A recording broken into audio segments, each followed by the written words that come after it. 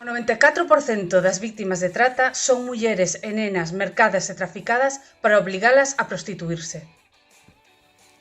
4 de cada 10 homes no noso país consumen ou consumiron prostitución. 4 de cada 10 homes no noso país son puteiros. En 2019, a Xunta evitou posicionarse como acusación popular no maior caso de proxenetismo e explotación sexual a mulleres e menores en España, o caso Carioca, impedíndose deste xeito que os responsables foran xulgados. As mulleres prostituídas son tamén víctimas silenciosas nesta crise do coronavirus.